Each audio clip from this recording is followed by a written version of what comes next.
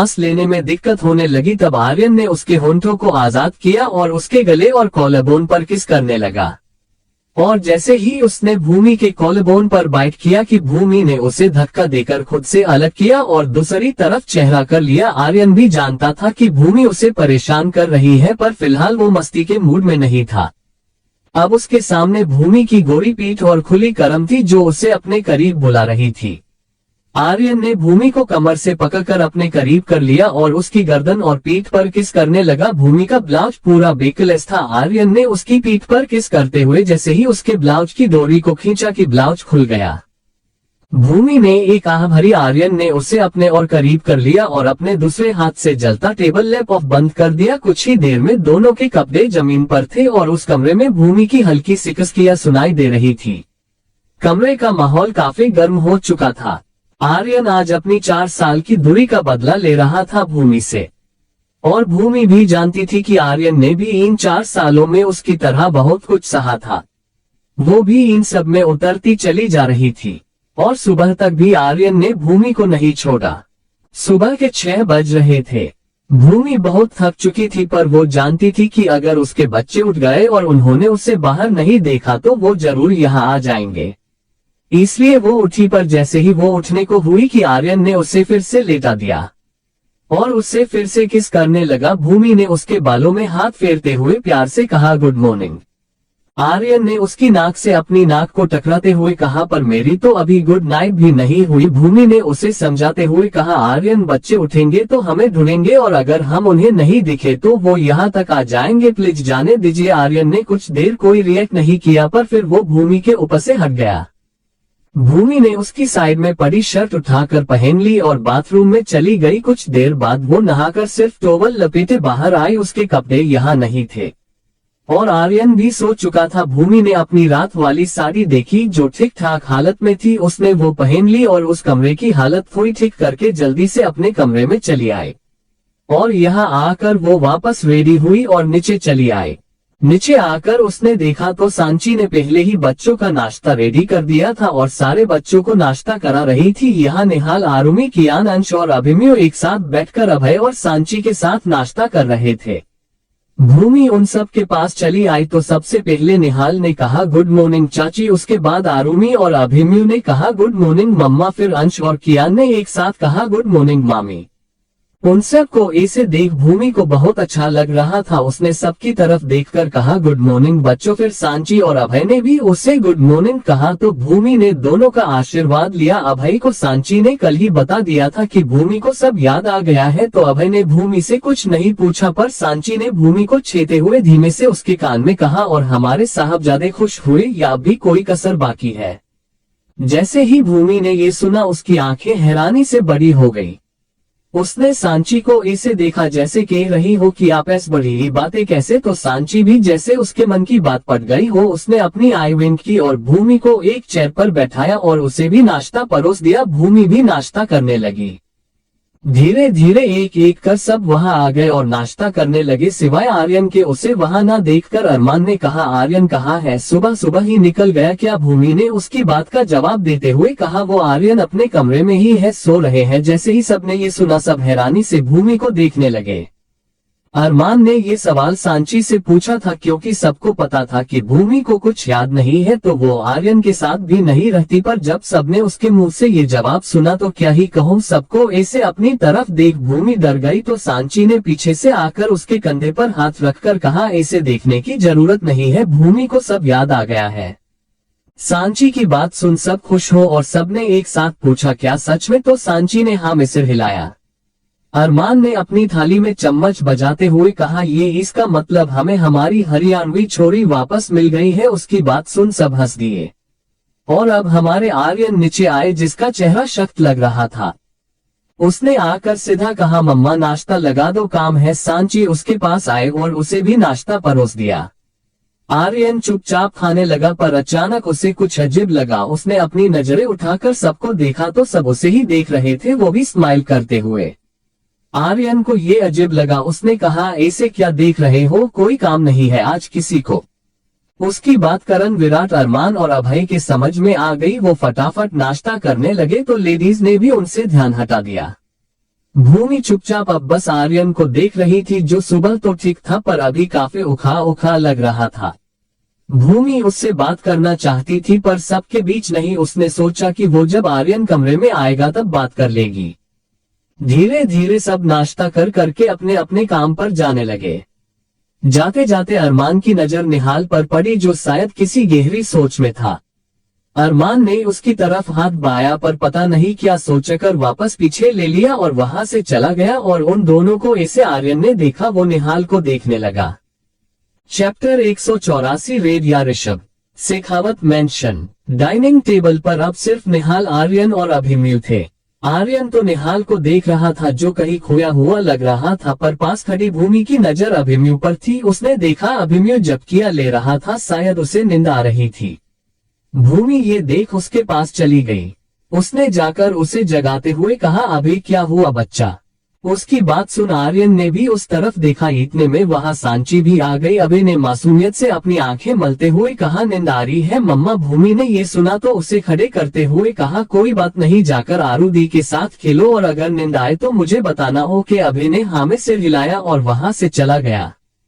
उन दोनों माँ बेटे की बात सांची ने भी सुनी। उसने कहा, भूमि अभी को नींद आ रही है तो उसे सुला दो ना। भूमि ने ना में सिर हिलाते हुए कहा, नहीं मम्मा, अगर वो सो गया तो मुझे टेंशन रहेगी। सांची और आर्यन दोनों को उसकी बात समझ नहीं आई। सांची ने कंफ्यूज होते हुए कहा, वो सोएगा, इसमें तुम्हें क्या टेंशन होगी भूमि?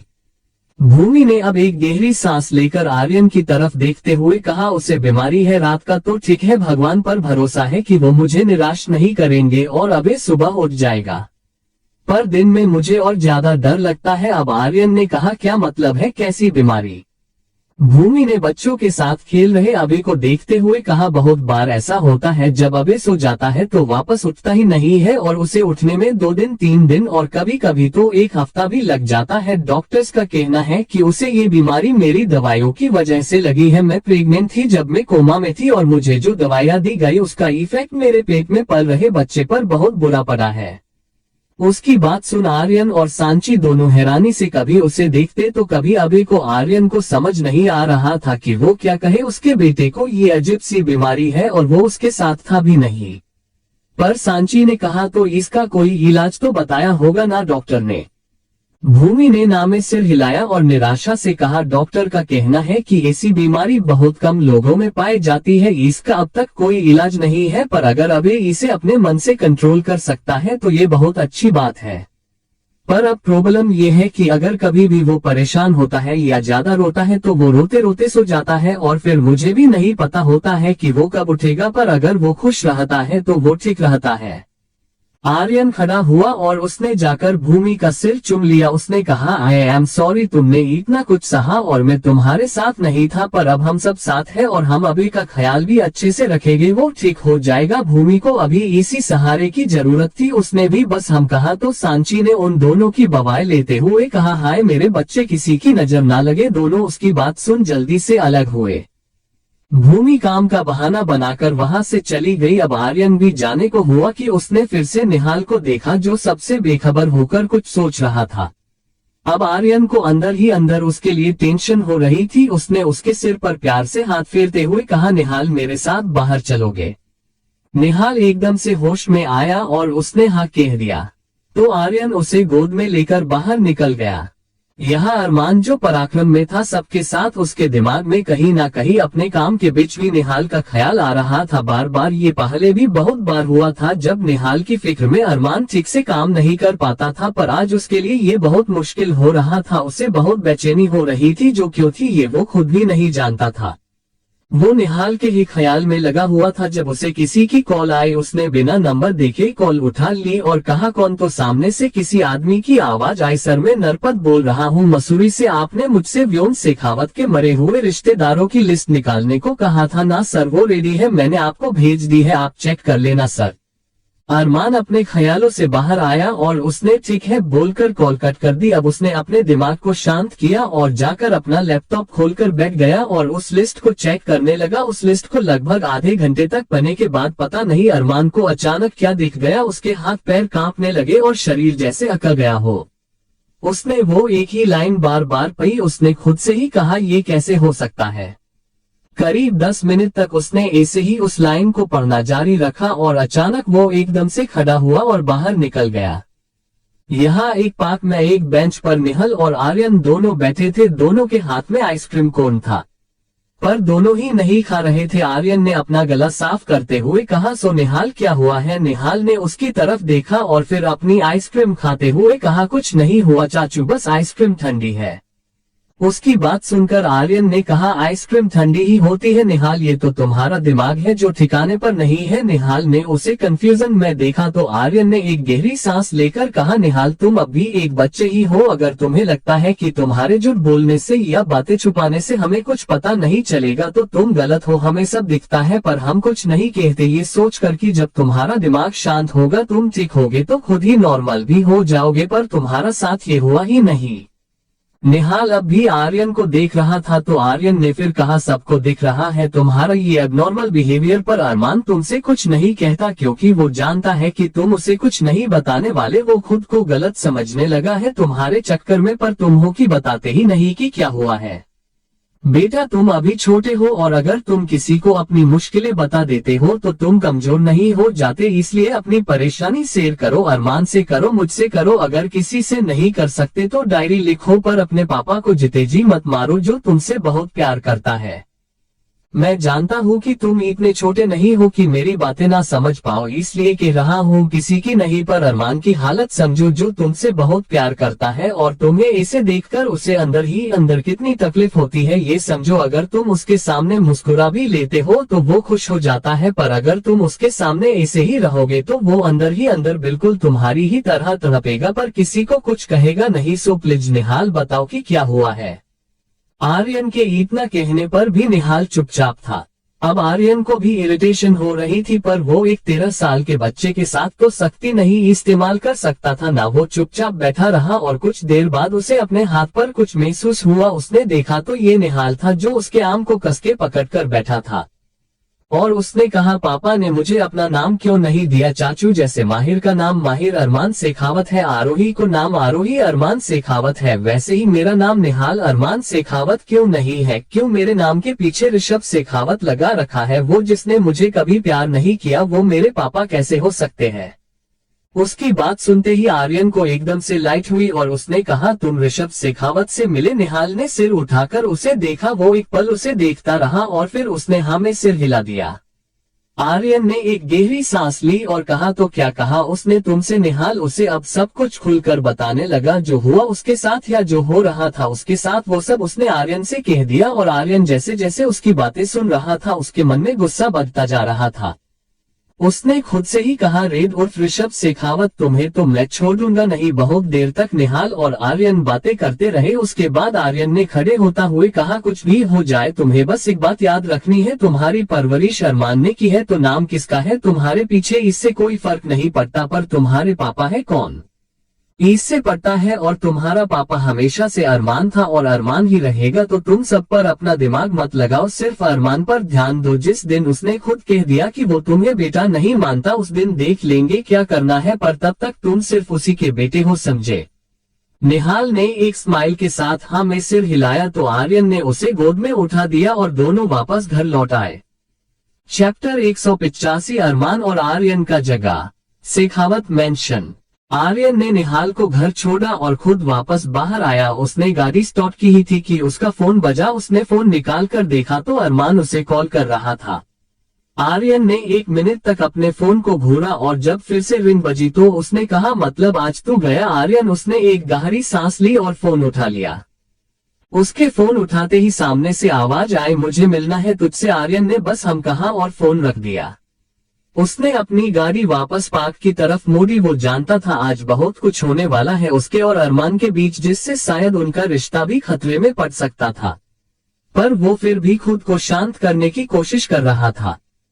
कुछ देर बाद वो पार्क पहुंचा तो अरमान उसका वही वेट कर रहा था। आर्यन उसी की तरफ बढ़ गया। उसने एक गहरी सांस ली और कुछ बोलने को हुआ कि अरमान ने जोर से उसके मुंह पर मुक्का मारते हुए कहा, तू सब जानता था? आर्यन ने कहा, अरमान मेरी बात। वो अपनी बात भी पूरी नहीं कर पाया था कि अरमान ने उसे 2 और मुंह के जग दिए। वो उसे मारते हुए कहने लगा, तू सब जानता था, तुझे सब पता था, 13 साल पहले भी तूने मेरे भाई को मुझसे अलग किया और इस बार भी तू सब जानकर भी अनजान बना बैठा रहा। तू मुझे उससे लड़वाना चाहता था। अब आर्यन को भी गुस्सा आने लगा था, उसके होंठ के किनारे से खून निकलने लगा, पर अरमान का गुस्सा शांत ही नहीं हो रहा था जैसे। और आखिरकार आर्यन ने उसे खुद से दूर धक्का दिया और गुस्से से चिल्लाया, हाँ हाँ मैंने मारा था ऋषभ शेखावत को, पर अफसोस कि वो बच गया, बट इट्स ओके, इस बार वो मेरे हाथों से नहीं बचने वाला। अरमान उसकी तरफ बने को हुआ कि आर्यन ने फिर कहा, और क्या भाई भाई कर रहा है, वो तेरा कोई भाई भाई नहीं है, तूने सब पता लगाया ना कि मैंने उसे मारा था और मेरी वजह से वो तुझसे अलग हुआ, तो तुझे ये भी पता चला होगा ना कि उसे क्यों मारा मैंने। अरमान उसे एकटक घूर रहा था। आर्यन ने फिर वैसे ही कहा, तेरा प्यारा भाई ऋषभ शेखावत उर्फ रेड अपनी पढ़ाई के लिए मुंबई आया था, पर प्यार में पड़ने के साथ साथ गलत कामों में भी पड़ गया। अंडरवर्ल्ड से कनेक्शन थे उसके, और उसकी जो वो इवेंट कंपनी है RRG से तू आज अपनी जिम्मेदारी मानकर संभाल रहा है, वो कोई सिर्फ नाम से एक इवेंट कंपनी थी। उसमें हर वो गलत काम होते थे जो तू नहीं जानता। लड़कियों को बेचना, कोकीन, मर्डर, सारे काले काम होते थे वहाँ, इसलिए तेरा भाई पुलिस के हाथों में आया और मैं खुश हूँ कि मुझे मेरा पहला केस उसी का मिला। उसे मैं तब नहीं मार पाया, इसका अफसोस मुझे आज भी है, पर अब वो मुझसे नहीं बचने वाला, क्योंकि अब वो मेरे लिए सिर्फ गुनाहगार नहीं बल्कि मेरे परिवार पर नजर लगाने वाला काला साया है। उसने मुझे, मेरी बीवी, मेरे बच्चे को नुकसान पहुंचाया। माही की प्रेगनेंसी की हालत में जब वो दो बच्चों के साथ थी तब उसे मारने की कोशिश की, और सबसे बड़ी बात, निहाल को हम सबसे छीनने की कोशिश की। अरमान आर्यन की बातें चुपचाप सुन रहा था, पर जैसे ही उसने निहाल के बारे में सुना उसने हैरानी से कहा, निहाल उसे कैसे? आर्यन अब जाकर थोड़ा शांत हुआ। वो वहाँ एक बेंच पर जाकर बैठा और उसने कुछ देर खुद को शांत किया और फिर एक गहरी सांस लेकर कहने लगा, आज निहाल से बात की मैंने और उसने मुझे सब सच सच बता दिया। वो नैनीताल गया था क्योंकि मैं आरुमि को यहाँ से ले गया था और वो यहाँ अकेला पड़ गया था। उसके बाद उसे नैनीताल में ऋषभ मिला। पहले तो उसने रेड बन के निहिला से दोस्ती की और फिर धीरे धीरे दोनों की दोस्ती पक्की होती गई, और उसके बाद ऋषभ ने धीरे धीरे निहाल को अपनी सच्चाई बताई कि वही उसका असली बाप है। पर दोस्ती अलग जगह होती है और रिश्ते अलग जगह। निहाल का लिए उसका पापा सिर्फ तू है और इसलिए उसने ऋषभ से भी यही कहा। तो ऋषभ ने उस छोटे से बच्चे के दिल में तेरे लिए नफरत भरना शुरू कर दिया। उसने निहाल से कहा कि तू निहाल को सिर्फ इसलिए संभालता है क्योंकि व्योम ने तुझे संभाला था। तू निहाल से प्यार व्यार नहीं करता, तू बस उससे अपनी जान छुड़ाना चाहता है। अगर तू सच में उससे प्यार करता तो तू उसे अपना नाम जरूर देता, पर तूने उसे अपना नाम कभी नहीं दिया। ये सब सुनकर तो अरमान जैसे टूट ही गया। वो वहीं पर आर्यन के पास बेंच पर बैठ गया और उसने अपनी धीमी आवाज में कहा, और निहाल को क्या लगता है? उसके इस सवाल को सुनकर आर्यन ने उसकी तरफ देखा और शांत लहजे में कहा, निहाल कहता है कि वो भले ही छोटा है पर उसे फीलिंग्स समझ में आती है और उसे तुझसे कभी एहसान वाली फीलिंग नहीं आई। वो जानता है कि तू उससे प्यार करता है, पर फिर भी वो सिर्फ 13 साल का एक बच्चा ही है। उसका मन भी ये सोचने पर मजबूर है कि तूने कभी उसे अपना नाम क्यों नहीं दिया। अरमान को कुछ समझ नहीं आ रहा था कि वो क्या कहे। अपनी जवानी में कदम रखते ही उसने निहाल को अपनी गोद में पाया। उसने सबसे परे होकर उसके लिए एक अलग दुनिया बनाई थी जहां सिर्फ वो और निहाल हो, पर हालात देखो जिसने उसके जिगर के टुकड़े को उससे इतना अलग करके रख दिया था। आर्यन ने उसे ऐसे देखा तो अपनी जगह से उठते हुए कहा, निहाल बच्चा है, उसे जो सिखाया जाएगा वो वही बोलेगा। तो उसकी टेंशन छोड़ और अपने प्यारे भाई यानी उस रेड की फिक्र कर, क्योंकि वो तो अब मुझसे नहीं बचने वाला। आर्यन ये कहकर वहां से निकल गया और अरमान को भी ये एहसास हुआ कि आर्यन उससे नाराज हो गया है, और हो भी क्यों ना, बिना बात के इतने मुंह जो खाए उसने अरमान के हाथ से। अरमान ने उसे जाता देखकर कहा, कोई बात नहीं, अब मैं अपने पूरे परिवार को फिर से एक करके रहूंगा और बुराई को उनसे दूर कर दूंगा, फिर चाहे वो रेड हो या ऋषभ। उसकी आंखों में अब गुस्सा था, पर आर्यन के लिए नहीं बल्कि रेड के लिए। उसने कुछ सोचा और वो भी वहां से निकल गया। चैप्टर 186, तेरा यार हूँ मैं। शेखावत मेंशन। अरमान सीधा शेखावत मेंशन आया और घर के अंदर आते ही वो चिल्ला चिल्ला कर सबको बुलाने लगा, मम्मा, पापा, शिवी, सौम्या, सब नीचे आओ। सारे उसकी आवाज सुन सब नीचे आ गए। उसने सबकी तरफ देखते हुए सीरियस टोन में कहा, मुझे आप सबसे कुछ डिस्कस करना है। सांची ने उसके पास जाते हुए कहा, कहो अरमान क्या कहना है। अरमान ने सांची की बात सुन एक बार सबकी तरफ देखा और फिर कहना शुरू किया। जैसे जैसे वो बोल रहा था उसकी बातें सुन सबकी आंखें हैरानी से बड़ी हो गई थी। यहाँ दूसरी तरफ आर्यन एक खाली जगह में खड़ा था। ये एक बहुत बड़ा मैदान था। वो शायद वहाँ किसी का इंतजार कर रहा था। कुछ देर वेट करने के बाद एक लड़का वहाँ आया। उसने आते ही आर्यन से हाथ मिलाया और कहा, सर मैं आपसे मिलने के लिए बहुत एक्साइटेड था। मुझे आपके साथ कब से काम करना था और आखिरकार अब मुझे मौका मिल ही गया। थैंक यू सर मुझे अपने साथ चुनने के लिए। आर्यन ने उसकी बातों पर कोई रिएक्ट नहीं किया, पर उसने कहा, तुम किसी अवार्ड के लिए नहीं चुने गए हो, तुम एक बहुत खतरनाक मिशन पर हो। वो जिसने मासूम औरतों को मार दिया, उनके पेट में पल रहे बच्चे को मार दिया, वो तुम पर भी रहम नहीं खाएगा। तुम्हें संभल कर ये सब करना होगा। अगर तुम उसके हाथ लग गए तो समझो गए। उस लड़के ने बड़े गर्व के साथ कहा, नहीं सर मैंने भी ये मिशन इसीलिए चुना है क्योंकि मैं सिर्फ गुनाहगारों के खिलाफ रहना चाहता हूँ। मुझे मौत की कोई परवाह नहीं है। आर्यन ने उसकी बात सुन हाँ में सिर हिलाया और उसे एक पेन ड्राइव देते हुए कहा, काम पूरा करना आहान, ये तुम्हारा पहला मिशन है और मैं भी तुम्हारी ही उम्र में था जब मैंने ये सब शुरू किया था।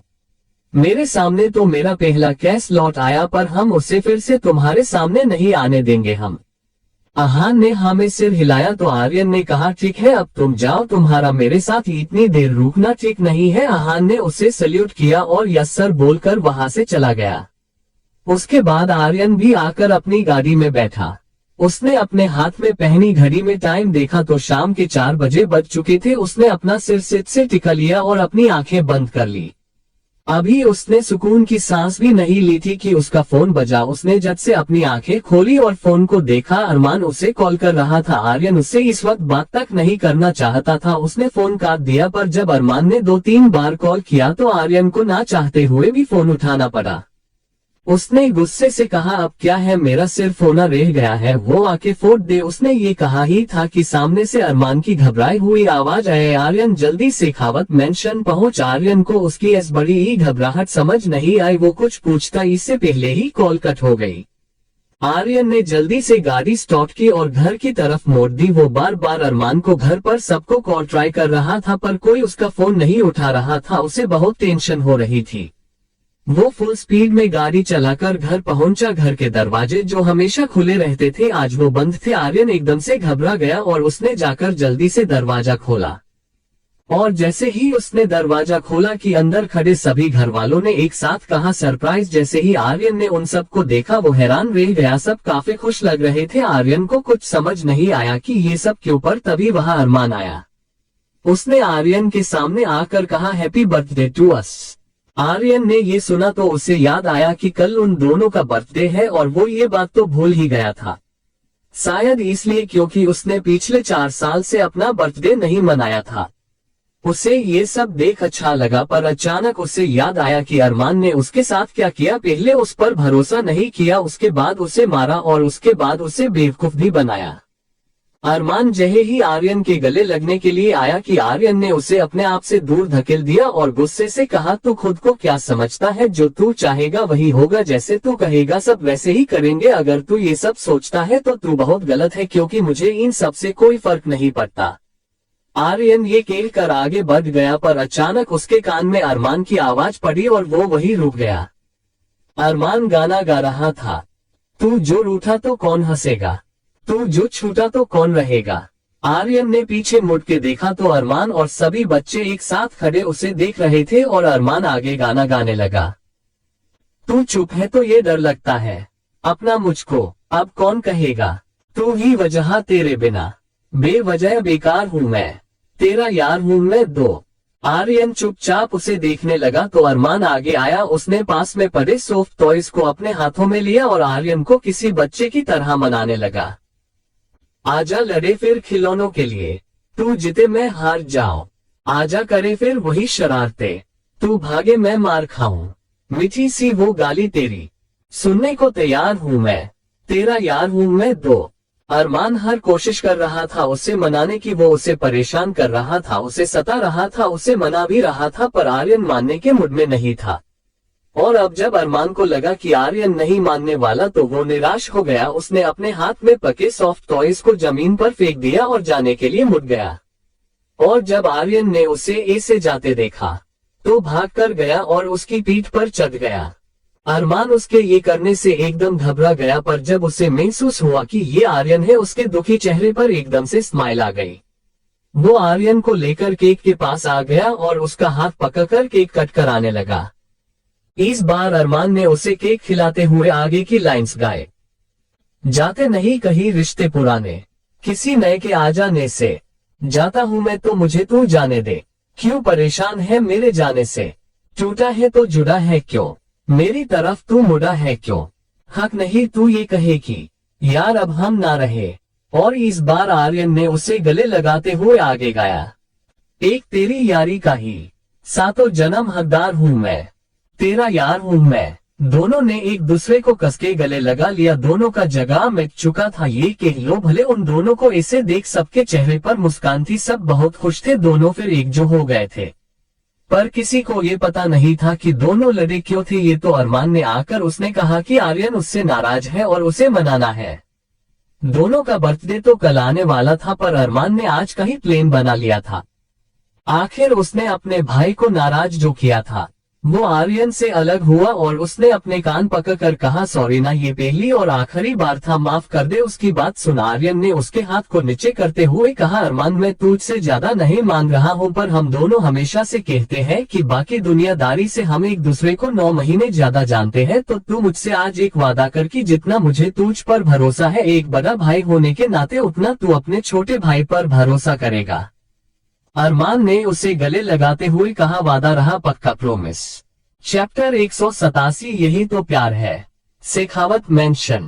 दोनों भाई गले लगे हुए थे। फिर आर्यन ने अरमान को छोड़ा और केक की तरफ देखते हुए कहा, पर बदला तो मैं तुझसे लूंगा अरमान। अरमान ने भी केक की तरफ देखा, उसे सब समझ आ गया। वो भागा, पर आर्यन ने उसे पहले ही पकड़ लिया और केक लेकर उसके पूरे चेहरे पर लगा दिया। ये देख सब हंस पड़े। अरमान चिल्लाया, अब तू नहीं बचेगा। वो ये कहकर उसके पीछे भागा, पर सांची ने उसे रोकते हुए कहा, अरे बस करो तुम दोनों, कल दोनों 32 साल के हो जाओगे और नौटंकी अब भी बच्चों वाली ये बदमाशियां बंद करो और आ जाओ, थोड़ी देर बैठकर बातें करते हैं। उसकी बात सुन दोनों रुक गए। सांची ने सबको सोफे की तरफ जाने को कहा और आर्यन को इशारे से अरमान का चेहरा साफ करने को कहा, पर ऐसे जैसे वो उसे पनिशमेंट दे रही हो। और आर्यन ने भी हाँ में सिर हिलाया और एक टिश्यू लेकर अरमान का चेहरा साफ करने लगा। अरमान की आंखें बंद थी और वो अचानक हंसने लगा। उसे ऐसे हंसते देख आर्यन ने उसके चेहरे पर लगी क्रीम को साफ करते हुए कहा, क्या हुआ, हंस क्यों रहा है? अरमान ने बच्चों की तरह ना में सिर हिलाते हुए कहा, कुछ नहीं, बस सोच रहा था। आर्यन ने अभी वैसे ही कहा, क्या सोच रहा था? तो अरमान ने कहा, हम सोचते हैं कि एक दिन सारी परेशानियां खत्म हो जाएगी। और कहा, परेशानियां कहती है कि मैं एक दिन तुम्हें खत्म कर दूंगी। उसकी बात सुन आर्यन भी हंसने लगा। अरमान ने फिर कहा, चाहे कुछ भी हो, हम कितने ही समझदार हो जाए या ताकतवर हो जाए, प्रॉब्लम्स तो आती जाती ही रहेंगे और हमें उन प्रॉब्लम्स के बीच अपनी खुशी खुद ही ढूंढनी पड़ती है ना? आर्यन ने बस हम कहा और फिर उससे दूर होते हुए कहा, हो गया, अब चल। सब गए। अरमान ने हम कहा और उसके साथ चला गया। दोनों भाई सबके पास आए तो सब बैठे बातें कर रहे थे। सीट सिर्फ माही और भूमि के पास वाली खाली थी, तो आर्यन जाकर माही के पास बैठ गया। अरमान उसी तरफ जा रहा था, पर आर्यन भागकर उससे पहले चला गया। उसने अरमान की तरफ देखकर कहा, क्या मेरी भाभी है? माही ने दोनों को देखा। अब अरमान क्या ही कहता, वो जाकर भूमि के पास बैठ गया। भूमि उसकी तरफ देखकर मुस्कुराई तो अरमान ने कहा, भूमि क्या तुम्हें ये याद आया कि मेरे साथ तुम्हारा रिश्ता कैसा था? भूमि ने हाँ में सिर हिलाते हुए कहा, मुझे सब याद आ गया है अरमान भाई। अरमान उसकी बात सुन मुस्कुराया और इतने में आर्यन ने कहा, ओके फाइन, जब यहाँ आ ही गए हैं तो कुछ खेल ही लेते हैं। सौम्या ने एक्साइटेड होते हुए कहा, हाँ तो बताए क्या खेलेंगे? उसकी बात सुन आर्यन ने कहा, सब्र कर, मेरी फुलंदेवी बता रहा हूँ। उसकी बात सुन सब हंसना लगे और विराट भी। तो उसने विराट को घूर के देखा। विराट ने जल्दी से चेहरा आर्यन की तरफ करते हुए कहा, हाँ बताओ ना आर्यन, हम क्या खेलेंगे? आर्यन ने सबकी तरफ देखकर कहा, ओके तो गेम ये है कि मैं एक शब्द दूंगा और वो शब्द चाहे कुछ भी हो, सबको उसका अलग अलग मतलब बताना है। जिसने नहीं बताया वो भी फंसेगा और जिसके ज्यादा डिसलाइक होंगे वो भी फंसेगा और जो फंसेगा उसे जो हम बोलेंगे वो करना पड़ेगा।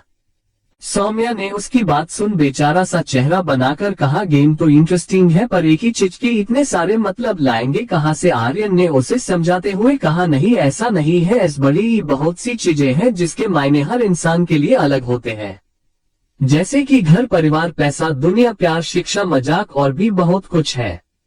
अभय ने भी उसकी हाँ में हाँ मिलाते हुए कहा, हम आर्यन ने बात तो एकदम सही कही है और मेरे हिसाब से इस गेम में सिर्फ मजा ही नहीं आएगा बल्कि बहुत कुछ समझ भी आएगा। अब अरमान ने कहा, ओके तो शुरू करते हैं, पहला शब्द आप ही दीजिए और आपसे ही मतलब की शुरुआत भी करते हैं। अभय ने कुछ सोचते हुए कहा, ओके तो मैं देता हूँ प्यार। अब सब सीधे बैठ गए। यहाँ सोफे पर सब लाइन से थे। एक पर अभय, सांची, सौम्या और विराट बैठे थे, दूसरे पर शिवी और करण, तीसरे पर अरमान और भूमि और चौथे पर माही और आर्यन। बच्चे सारे वही पास ही खेल रहे थे और छोटे बच्चे सारे कमरे में सो रहे थे जिन्हें अभी ही माही सुलाकर और चेक करके आई थी।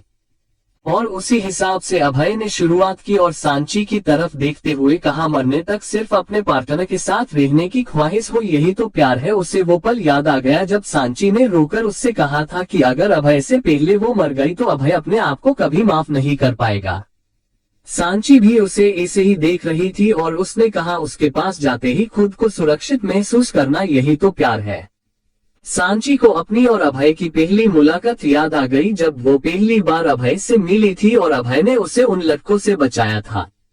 वो दोनों तो एक दूसरे को ही देख रहे थे और फिर सौम्या ने विराट की तरफ देखा और उसके हाथ को अपने हाथ में लेकर कहा, ये भरोसा होना कि वो तुम्हें कुछ नहीं होने देगा, यही तो प्यार है। उसकी आंखों के सामने वो पल तैर गया जब विराट ने जंगल में उसे करण के गुंडों से बचाया था।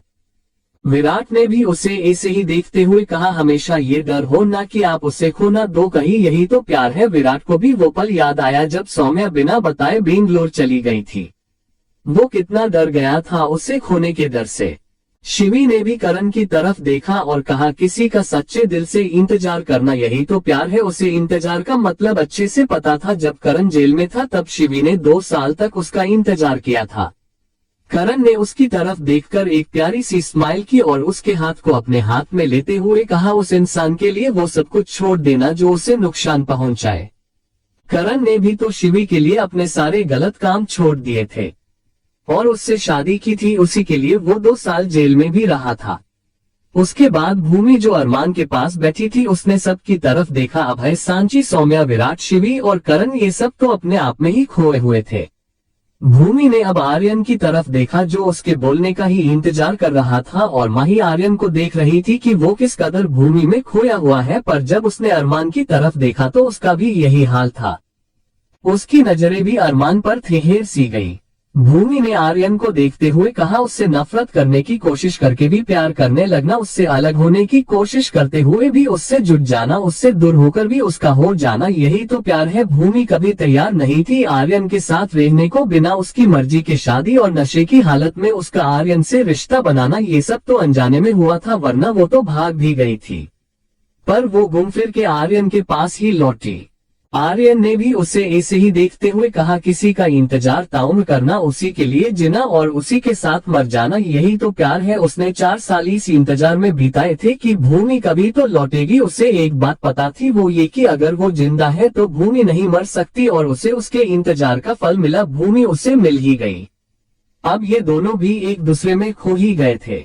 अरमान ने उन दोनों को देखा और फिर माही को देखा जो उसे ही देख रही थी। उसने कहा, किसी को चाहना और उसे चाहते रहना, उसे हर खतरे से बचाना, हमेशा अपने पास रखना, उससे लड़कर भी उसे जितना, यही तो प्यार है। सब जानते थे कि अरमान ने कितना कुछ सहा था माही को पाने के लिए। माही तो आखिर तक रेडी नहीं थी कि अरमान उसकी लाइफ में आए, पर अरमान ने उसका साथ नहीं छोड़ा, कभी नहीं छोड़ा और आज भी उसने उसे ऐसे ही थाम के रखा था। माही ने उसे प्यार से देखते हुए कहा, उसकी खुशियों के लिए खुद को तोड़ देना, उसे तकलीफ ना हो इसलिए खुद को गमों में भर लेना, यही तो प्यार है। उसकी कहानी भी अरमान से अलग कहा थी। वो भी तो प्यार करती थी ना अरमान से, पर वो कभी नहीं चाहती थी कि अरमान उस जैसी एक बीमार लड़की के पीछे अपनी लाइफ बर्बाद कर दे। वो उससे कभी दूर नहीं हो सकती थी, पर फिर भी उसने खुद को तकलीफ देकर उससे दूर होने का फैसला किया, पर अरमान ने उसे जाने ही नहीं दिया। सब एक दूसरे में खोए हुए थे और चुपचाप बस एक दूसरे को देख रहे थे कि उनके कान में किसी की आवाज पड़ी, अपने प्यार को देखकर पूरी दुनिया को भूल जाना, यही तो प्यार है। सबने हैरानी से उस तरफ देखा। तो ये निहाल था। उसके मुंह से ये बात सुन सब हैरान रह गए। तो निहाल ने कहा, ओहो ऐसे क्या देख रहे हो, मेरा कोई पार्टनर नहीं है, मैं तो आप सबकी ही बात कर रहा था। आप सब भूल ही गए कि यहाँ गेम चल रही थी। मैं कब से वेट कर रहा हूँ कि कोई कुछ बोले, पर आप सब तो अपने आप में ही हो। उसकी बात सुन सबने एक पल उसे देखा और एक साथ हंस पड़े। हाँ, वो सब खुद में इतना खो गए कि ये भूल ही गए कि वो सब साथ में बैठे हैं। चैप्टर 188 इसके लिए शेखावत मेंशन। जो सबके मन ने अभी फिल किया, उसके बाद तो किसी का भी मन नहीं था खेलने का। सब एक दूसरे को देखने लगे और वहां से निकलने का बहाना सोचने लगे। और इतने में अरमान, आर्यन, अभय, करण और विराट सब का फोन साथ में बजा। सबने अपने फोन निकाले और देखा तो ये इमरजेंसी अलार्म था। सब ने एक दूसरे की तरफ देखा और तो आर्यन ने उन्हें आंखों से ही इशारा किया। सब ने हाँ में सिर हिलाया। सांची ने सबको ऐसे देख कहा, ये क्या हो रहा है, ऐसे सबका साथ में फोन बजना और फिर ये ऐसे इशारे से बातें क्या हो रहा है। किसी को समझ नहीं आया कि क्या कहे, पर आर्यन कुछ कहने को हुआ कि भूमि ने कहा, मम्मा वो मैंने अरमान भाई और आर्यन को सरप्राइज देने के लिए बॉक्सिंग मैच के टिकट निकलवाए थे, तो साथ में करण भाई, विराट भाई और पापा के भी बनवा दिए थे। उसी के मैसेज होंगे, सो शुरू होने वाला है ना। वो ये सब आर्यन की तरफ देखकर बोल रही थी। सब समझ गए कि भूमि उनके लिए बहाना बना रही थी, पर क्यों आर्यन ने बस हाँ में सिर हिलाया। तो भूमि ने कहा, तब तो आप सब लेट हो रहे होंगे ना, जाए। सबने एक बार सांची को देखा और वहां से निकल गए। आर्यन ने जाते हुए भी भूमि को देखा जो शांत लग रही थी। बाहर आकर सब गाड़ी में बैठे और तुरंत कमल को फोन लगाया। उसने सामने से कॉल उठा भी लिया। उस तरफ से कुछ आवाजें आ रही थी और कमल ने कहा, सर एसीपी राठौड़ के घर हमला हुआ है, वो हमारे शिकंजे में थे पर पता नहीं कहां से और लोग आ गए, हमें आपकी जरूरत पड़ेगी सर। उसकी बात सुन आर्यन ने उसे दिलासा देते हुए कहा, पता था मुझे, रेड वहीं पर हमला करेगा, तुम डटे रहो, हम बस 5 मिनट में पहुंच रहे हैं। उसने कॉल कट किया और तुरंत अहान को कॉल कर दिया। सामने से डायरेक्ट अहान की आवाज आई, सर मैं रेडी हूँ एक्शन के लिए। आर्यन के चेहरे पर एक डेविल स्माइल आ गई। उसने बस गुड कहा और कॉल कट कर दिया। सब जानते थे कि अगर रेड एक मास्टरमाइंड है तो यहाँ भी अपनी फील्ड के बेस्ट ऑफिसर्स थे, जैसे कि सबसे पहले तो अभय खुद, जो आज तक किसी से नहीं हारा, और उसके माइंड के आगे तो ये रेड कुछ भी नहीं था। पर अभय सिर्फ आर्यन की वजह से चुप था। वो देखना चाहता था कि उसका बेटा कितना काबिल है, वो इस केस को सॉल्व कर भी पाएगा या नहीं। दूसरा अरमान, तो वो भी अपने में ही बारूद का काम करता है। विराट भी बनारस का बवाल है। करण तो गुंडा और पुलिस दोनों है, मतलब पुलिस वाला गुंडा। रही आर्यन की बात, तो उसने ये सब खेल खेल में शुरू किया और आज वो इस खेल का मास्टरमाइंड था। सब एक साथ एसीपी राठौड़ के घर पहुंचे तो वहां बस कमल और 2-3 पुलिस ऑफिसर्स थे। आर्यन ने जाते ही सबसे पूछा, सब ठीक है? कमल ने हाँ में सिर हिलाते हुए कहा, सर अब सब ठीक है, पता नहीं कहां से पर हमारी मदद करने एक टीम आ गई। उन्होंने न सिर्फ हमारी मदद की बल्कि उन लोगों को पकड़ कर भी लेकर गए। 4 मर चुके हैं और 2 घायल हैं। सबने एक राहत की सांस ली और आर्यन ने फिर पूछा, और एसीपी राठौड़ और उनकी पत्नी कहाँ है? कमल ने फिर से सिंसियरली जवाब दिया, वो मैसेज राठौड़ को लेबर पेन शुरू हो गया था तो वो भी हॉस्पिटल गए हैं और दोनों ठीक है। आर्यन ने फिर से एक सवाल पूछा, और वो 2 लोग? तो कमल ने कहा, सर वो टीम जो आई थी वो उन्हें अपने साथ ले गई। आर्यन ने ठीक है कहा, वहां पर 2 लोगों की ड्यूटी लगाई और कमल को भी वहां से जाने को कहा। अब आर्यन ने वापस अहान को फोन लगाया और कहा, काम हो चुका है। अहान ने कहा, हो गया सर। आर्यन ने ये सुनकर फोन रख दिया और सबको लेकर वापस घर आ गया। पर पूरे रास्ते सबके दिमाग में ये चल रहा था कि भूमि को उनके बारे में कैसे पता चला।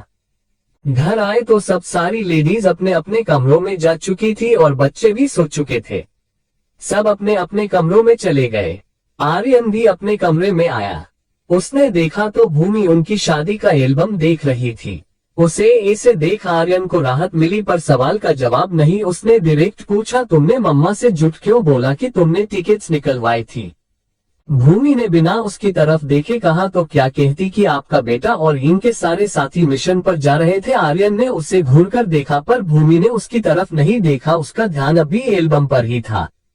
पर आर्यन को गुस्सा आ रहा था। ऐसा नहीं था कि उसे भूमि पर भरोसा नहीं था, पर ये इसके काम की बात थी। अगर ये बात भूमि को पता है तो पता नहीं और कितनों को और किसे किसे पता होगी। उसने झटके से भूमि का आम पकड़कर उसे खड़ा किया और उसे अपने बहुत करीब करते हुए कहा, लुक, मुझे इस मामले में कोई मजाक नहीं करना है, सो प्लीज बताओ कि तुम्हें कैसे पता चला कि मैं मिशन पर जा रहा हूँ। भूमि उसे ध्यान से देखने लगी। आर्यन की आंखें लाल थी और वो काफी सीरियस लग रहा था। भूमि ने उसे देखकर उसे सच बताया कि उसने जब आर्यन के बारे में जानने के लिए लिस्ट निकाली थी तो उसमें सबसे पहला नाम आर्यन का ही था। उसके अलावा उसने आर्यन को बात करते भी सुना था। जैसे ही आर्यन ने उसके मुंह से सच सुना, उसने खुद से ही कहा, सिर्फ मैं इतनी बड़ी गलती कैसे कर सकता हूँ। उसने जल्दी से फोन निकाला और कमल को कॉल किया। कमल ने 2 रिंग में ही फोन उठा लिया और उसके फोन उठाते ही आर्यन ने कहा, DW की लिस्ट में मेरा नाम है, जल्दी उसे डिलीट करवाओ। कमल ने ओके कहा और फोन रख दिया। आर्यन कमरे में यहाँ से वहाँ चक्कर काट रहा था और भूमि उसे देख रही थी। आर्यन ने बेचैनी से इधर उधर घूमते हुए कहा, तुम्हें क्या जरूरत भी ऐसे बात छुपाने की, पहले क्यों नहीं बताई ये बात। भूमि ये सब सुनकर भी कुछ नहीं बोली। वो बेड की तरफ चल दी और इतने में ही आर्यन को एक मैसेज आया। उसने चेक किया तो ये कमल का मैसेज था कि लिस्ट डिलीट हो चुकी है। अब जाकर आर्यन ने राहत की सांस ली। उसने मुड़कर भूमि को देखा जो बेड की तरफ जा रही थी। आर्यन को एहसास था कि उसे भूमि से ऐसे बात नहीं करनी चाहिए थी। उसने एकदम से जाकर भूमि का हाथ पकड़कर उसे अपनी तरफ पलटा और उसे कमर से पकड़कर अपने करीब कर लिया। उसके ऐसे अचानक करने से भूमि डर गई। उसने हैरानी से आर्यन को देखा जो प्यार से इसे देख रहा था। भूमि ने उसे देखते हुए कहा, आपने डरा दिया मुझे। आर्यन ने कुछ नहीं कहा और बस स्माइल की। भूमि ने अब चिढ़ते हुए कहा, अब क्या है, सच तो बता दिया ना, अब क्या सुनना है। आर्यन ने उसके कान पर हल्के से बाइट करते हुए कहा, तुमने जो अपने प्यार की डेफिनेशन दी मुझे उसका पूरा एक्सप्लेनेशन देखना है। भूमि ने उसे खुद से दूर करते हुए कहा, वो सुनना है, होता है देखना है नहीं। आर्यन ने उसे और करीब कर लिया और अपने चेहरे को उसके गले तक ले जाते हुए कहा, हाँ पर मुझे देखना है। आर्यन की गर्म सांसें भूमि को अपने गले पर महसूस हो रही थी। वो पिघलती जा रही थी और कब आर्यन उसे किस करने लगा उसे पता भी नहीं चला। आर्यन ने उसे गोद में उठा लिया और ले जाकर बेड पर लेटाया। उसने अपनी शर्ट उतारते हुए कहा, सॉरी। भूमि ने अपने गले से आवाज निकालते हुए बमुश्किल कहा, इसके लिए। आर्यन ने एक देवी स्माइल के साथ कहा, जो मैंने तुम्हारे साथ पहले किया उसके लिए सॉरी, पर जो मैं अब करने वाला हूँ उसके लिए नो सॉरी। वो भूमि के ऊपर आ गया और कुछ ही देर में दोनों के कपड़े जमीन पर थे और दोनों एक दूसरे में खोए हुए।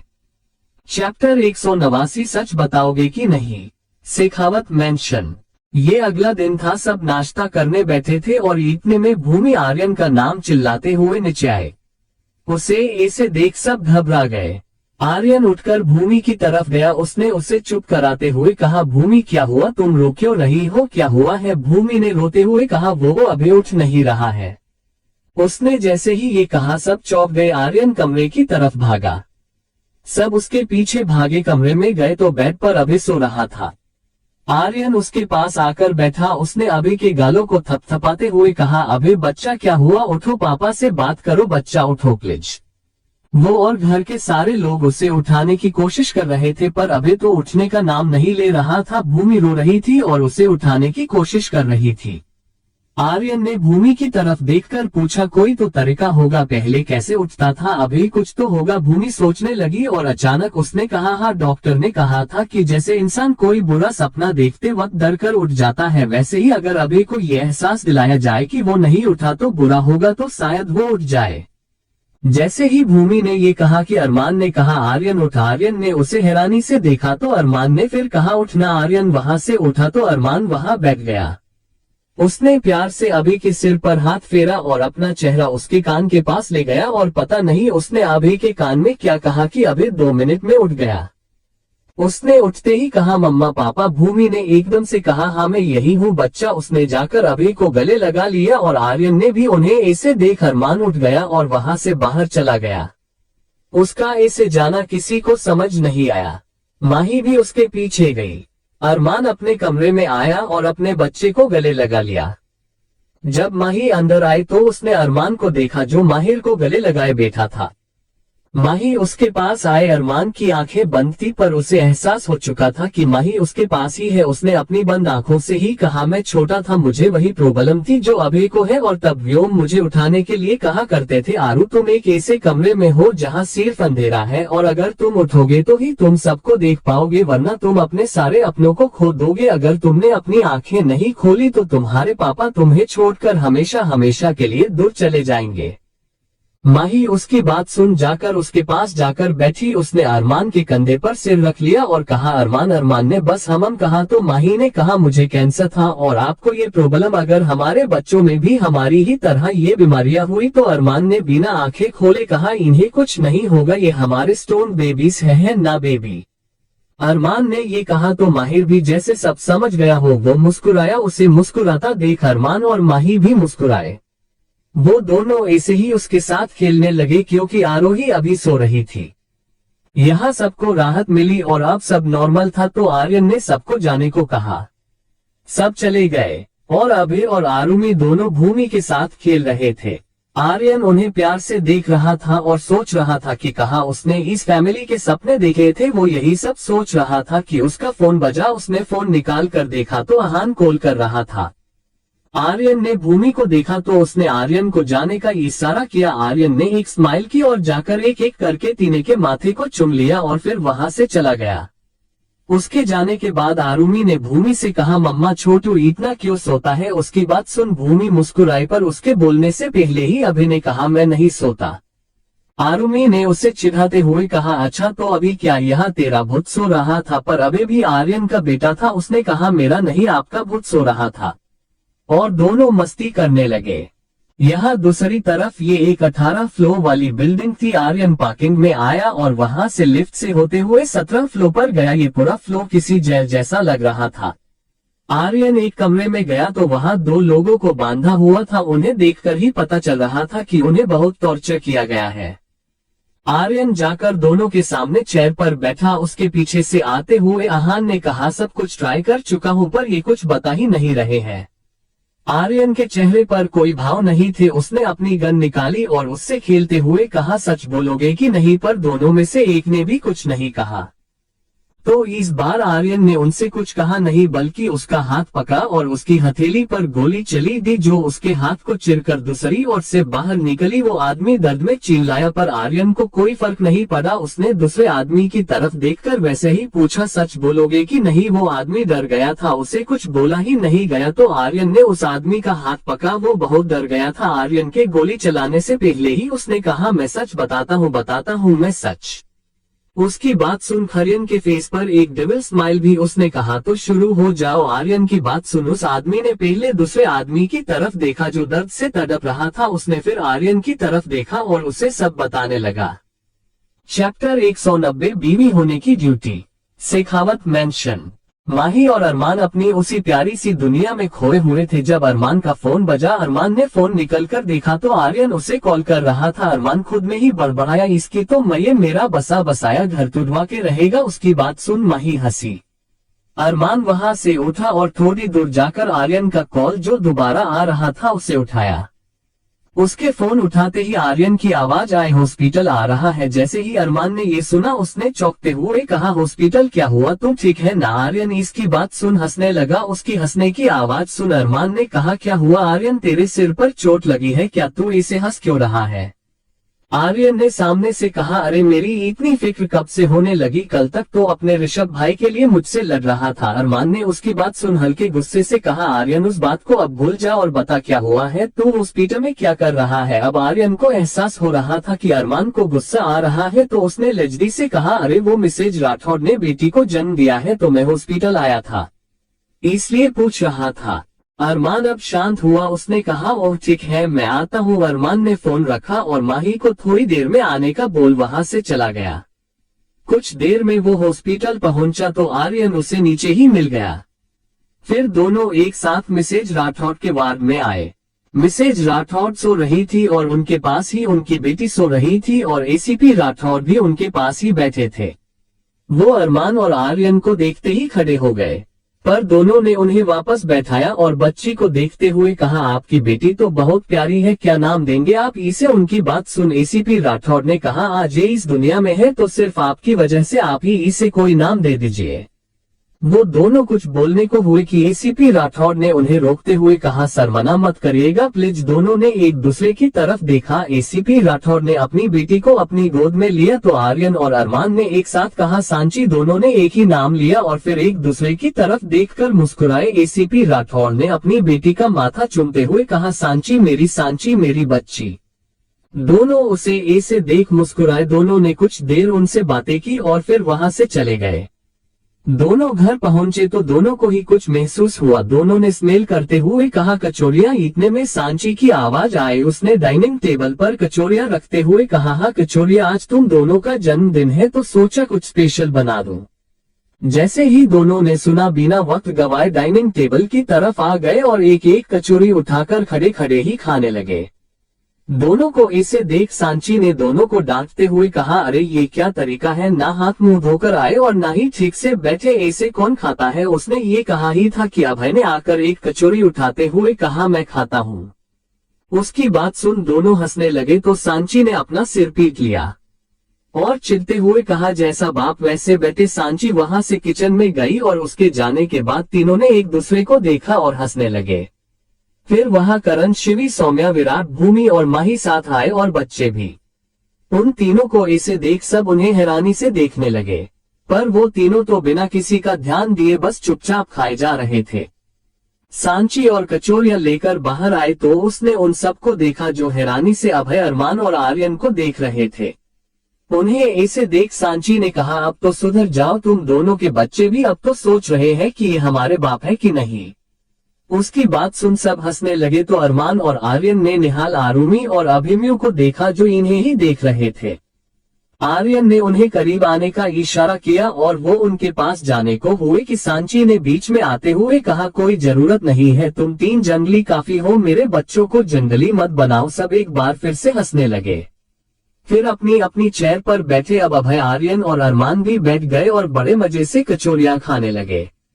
और सबसे पहले दोनों ने खाना खा लिया, पर दोनों गए नहीं और वहीं बैठे रहे। दोनों ही आज मस्ती के मूड में थे। आर्यन ने अरमान को एक इशारा किया और फिर कहा, मम्मा सिर्फ पार्टी देने से क्या होता है, आपने हमें गिफ्ट तो दिए ही नहीं। सांची ने आंखें चाहकर उसे देखा। वो अच्छे से जानती थी कि दोनों भाई क्या कर रहे थे, तो उसने भी बिना शर्म किए कहा, अरे मुझसे क्या गिफ्ट मांग रहे हो, अपनी बीवियों से मांगो। जैसे ही सबने ये सुना कि भूमि और माही दोनों को एक साथ खांसी आने लगी। मतलब सबको समझ आ रहा था कि सांची क्या कह रही थी। उन दोनों को ऐसे देख सांची ने कहा, नहीं बेटा, तुम दोनों को एम्बैरेस फील करने की कोई जरूरत नहीं है, शर्म तो मेरे इन बेशर्म बेटों को आनी चाहिए। सांची की बात सुन सब हंसने लगे। आर्यन उसे कुछ कहने को हुआ कि उसका फोन बजा और वो उठ के चला गया। उसके बाद अरमान भी चला गया। धीरे धीरे सबने खाना खा लिया और एक एक कर अपने अपने कमरों में चले गए। भूमि सांची की काम में हेल्प कर रही थी और इतने में वहां माही आए। वो पानी लेने आई थी। उसने पानी लिया। भूमि का भी काम हो चुका था तो दोनों एक साथ जाने को हुई कि सांची ने उन्हें आवाज देकर रोका। दोनों ने पीछे मुड़कर देखा तो सांची ने कहा, बच्चों को आज मेरे कमरे में छोड़ दो, मैं और अभय उन्हें संभाल लेंगे। आज तुम दोनों मां होने का फर्ज मुझ पर छोड़ दो और पत्नी होने का फर्ज निभाओ। दोनों को ये सुनकर अजीब लगा। मतलब सांची का उनसे ये कहना बहुत अजीब था और सांची भी ये बात समझ रही थी। इसने दोनों को ब्यूटीफुल कराते हुए कहा, मेरा मकसद तुम दोनों को शर्मिंदा करने का नहीं था, पर तुम और मैं दोनों जानते हैं कि एक औरत का सबसे बड़ा रिश्ता उसके पति से होता है और मुझे ये लगा कि तुम दोनों अपने मां होने के फर्ज को निभाते निभाते अपनी बीवी होने की ड्यूटी भूल गई हो। दोनों ने सिर नीचे झुका लिया तो सांची ने कहा, अरे हाँ ठीक है, पर अब दोनों जाओ भी। दोनों चुपचाप वहां से चली गई। दोनों ही खुद खुद के कमरे में चली गई। भूमि जब अपने कमरे में आई तो उसने देखा कि आर्यन किसी से बात कर रहा था। उसके कान में ब्लूटूथ लगा हुआ था और वो कमरे में यहाँ से वहां घूम रहा था। उसने शर्ट नहीं पहनी थी, बस ब्लैक वेस्ट और जींस। भूमि को वो काफी अट्रैक्टिव लग रहा था। वो बस एकटक उसे निहारने लगी और जैसे ही आर्यन की नजर उस पर गई कि उसने अपनी नजरें फेर ली। आर्यन को ये अजीब लगा। उसने अपना फोन डिस्कनेक्ट किया और ब्लूटूथ निकालकर साइड में रखा और भूमि की तरफ बढ़ गया। यहाँ माही जब अपने कमरे में आए तो अरमान अपना शर्ट ही निकाल रहा था। उसने अपनी शर्ट साइड में रखी और मुड़ा तो माही उसके सामने खड़ी। उसने प्यार से माही के माथे को चुमा और बाथरूम में चला गया। माही बस उसे देखती रही। कुछ देर में अरमान बाहर आया और अब उसने ध्यान दिया कि बच्चे यहाँ नहीं थे तो उसने माही से पूछा, बच्चे कहाँ हैं? माही ने नजरें नीचे झुकाकर कहा, मम्मा के पास सोएंगे आज। अरमान ने एक स्माइल की और थोड़ा जोर देते हुए कहा, ओके। चैप्टर 191 भूमि भालू शेखावत मेंशन। अरमान के कमरे में अरमान जाकर बेड पर लेट गया और अपनी आंखें बंद कर ली। माही को ये देख बहुत अजीब लगा, पर अब वो खुद से तो अरमान को कुछ नहीं कह सकती थी ना, तो बेचारी चुपचाप कपड़े चेंज करके आए और जाकर अरमान के पास लेट गई। और जैसे ही उसने अपनी आंखें बंद की कि अरमान उसके ऊपर आ गया। माही ने एकदम से डर के आंखें खोली। उसे समझ ही नहीं आया कि अचानक ये क्या हुआ। उसने हैरानी से आंखें बड़ी करके अरमान को देखा तो अरमान भी उसे ही देख रहा था। उसने एक अलग ही अंदाज में कहा, तुम्हें मैं इतना पागल लगता हूँ जो ऐसे मौके को हाथ से जाने दूंगा रियली। अरमान की बात सुनकर माही उसे कंफ्यूज्ड होकर देखने लगी, पर जब उसने अरमान की आंखों में अपने लिए डिजायर देखी उसे समझ आ गया कि अरमान ने ये पहले ही सोच लिया था। वो इतनी देर से बस उसे परेशान कर रहा था। जैसे ही माही के मन में ये ख्याल आया उसके चेहरे पर गुस्से के बादल छा गए। उसने अरमान को अपने आप से दूर करने की कोशिश करते हुए कहा, इसका मतलब आप मुझे बेवकूफ बना रहे थे और मैं पता ही क्या क्या सोच रही थी, पर नहीं, आप तो प्यार के लायक ही नहीं है, छोड़िए मुझे छोड़िए। माही अपनी जी जान लगा रही थी पर अरमान का उसे छोड़ने का मूड तो बिल्कुल नहीं था। उसने माही के दोनों हाथों को पकड़कर ऊपर की तरफ ब्लॉक कर दिए। अब माही हिल तक नहीं पा रही थी। अरमान ने उसके चेहरे को ध्यान से देखते हुए और अपनी अट्रैक्टिव आवाज में कहा, मेरे दो बच्चों को जन्म देने के बाद अब मैं तुम्हें प्यार के लायक नहीं लग रहा, पहले बताती तो बेबीज होते ही नहीं ना। उसकी इस बड़ी ही बात सुन माही एकदम शांत हो गई और उसने हिलना भी बंद कर दिया। वो ऐसे ही एक टक अरमान को देखने लगी। अरमान ने एक हाथ से उसके दोनों हाथ पकड़ रखे थे। उसने दूसरे हाथ को माही की लुच टी शर्ट में डाला और उसके पेट को सहलाने लगा। माही ने अपनी आंखें बंद करी। अरमान की सिर्फ चुहन ही उसे मदहोश किए जा रही थी, तो वो भला अरमान को कैसे रोकती। माही को इसे तड़पता देख अरमान के चेहरे पर स्माइल आ गई। उसने अपना हाथ पेट से भी ऊपर बढ़ा दिया और अब तो माही की जैसे हिम्मत ही नहीं हो रही थी कुछ बोलने की। वो गहरी सांसें ले रही थी। उसने धीरे धीरे आंखें खोलकर अरमान को देखा, जिसकी नजरें अब भी उसके चेहरे पर थी। उसने बेचारा सा चेहरा बनाकर कहा, प्लीज नहीं। और अरमान ने इतना ही सुना था कि उसने माही के होंठों पर अपने होंठ रख दिए। उसका हाथ अब भी माही की टी शर्ट में था। उसने अपने दूसरे हाथ से माही के हाथों को आजाद किया और उसके पूरे चेहरे को चूमने लगा। माही के हाथ भी अपने आप उसके पीठ तक चले गए, जो अब उसके बालों को सहला रहे थे। अरमान ने अपना हाथ उठाकर टेबल लैंप ऑफ कर दिया और फिर उसने माही की टी शर्ट भी निकाल दी और कुछ ही देर में दोनों के कपड़े जमीन पर थे। दोनों का एक दूसरे को लेकर प्यार, विश्वास और सम्मान आज भी नहीं बदला था। दोनों आज भी एक दूसरे के साथ होने पर पूरी दुनिया को भूल जाते थे और आज भी वही हो रहा था। यहाँ आर्यन के कमरे में आर्यन ने भूमि से पूछा, क्या हुआ? किसी ने टैक्स लगाया है क्या? अपने ही पति को देखने से भूमि को उसकी बात समझ नहीं आई। उसने अजीब नजरों से आर्यन को देखा, जिसके चेहरे पर एक शरारत थी, जिसका साफ मतलब था कि आर्यन भूमि का मजाक उड़ा रहा है। भूमि का मुंह बन गया। वो आगे बढ़ी कि आर्यन ने उसे पीछे से पकड़कर गले लगाते हुए कहा, क्या हुआ मिसेज शेखावत? जहां आज मैं इतना नॉर्मल बिहेव कर रहा हूं वहां आपने अपना मुंह ऐसे भालू की तरह क्यों फुला रखा है? उसकी बात सुन भूमि पलटी और उसे घूर कर देखा। फिर भूमि ने हल्के गुस्से के साथ कहा, भूलिए मत मिस्टर शेखावत की इसी भालू ने आपके दो बच्चों को जन्म दिया है। वो तो अच्छा हुआ कि मैं आपके पास नहीं थी, वरना अब तक तो पता नहीं मेरे कितने बच्चे होते। उसकी बात सुन आर्यन को हंसी आ गई। उसने हंसते हुए कहा, तो उसमें क्या है, तुम्हारा ये सपना तो मैं अभी पूरा कर सकता हूँ। वो ये कहकर भूमि की तरफ बढ़ा कि भूमि पीछे हट गई। उसने अजीब नजरों से देखा तो भूमि ने इतराते हुए कहा, एक पुलिस ऑफिसर की बीवी हुई, इतनी आसानी से हाथ में नहीं आऊंगी। उसने आर्यन को ठेंगा दिखाया तो आर्यन ने उसकी तरफ बढ़ते हुए कहा, अच्छा बेटा, उस्ताद से उस्तादी। अब देखो ये पुलिस ऑफिसर क्या करता है। वो भूमि को पकड़ने के लिए दौड़ा, भूमि भी दौड़ी। दोनों कमरे में ही पका कपड़ी खेल रहे थे जैसे। और अचानक भूमि एक कोने में फंस गई। उसके दो तरफ दीवार और पीछे दीवार का कोना और सामने आर्यन था। उसने बचकर जाने की कोशिश की तो आर्यन ने अपने दोनों होठों का घेरा बना लिया उसके आसपास और भूमि के चेहरे के पास अपना चेहरा ले जाते हुए कहा, अब कहाँ जाएंगी आप मिसेज शेखावत। भूमि ने बेचारा सा मुंह बनाया और प्यार से आर्यन के चेहरे को छूते हुए कहा, जाने दो ना। आर्यन ने ना में सिर हिलाते हुए कहा, हम अभी तो आपको ये दिखाना है कि एक पुलिस वाले का स्टेमिना कितना होता है। उसकी बात सुन भूमि की आंखें बड़ी हो गई। उसने चिढ़ते हुए कहा, मम्मा बिल्कुल ठीक कहती है, आप ना सिर्फ जंगली हो बल्कि सबसे बड़े वाले बेशर्म भी हो आप। वो आगे कुछ बोल ही नहीं पाई क्योंकि आर्यन ने अपने होंठों से उसकी बोलती ही बंद कर दी। उसने भूमि को कमर से पकड़ लिया और उसे किस करने लगा। भूमि भी अब उसका साथ देने लगी।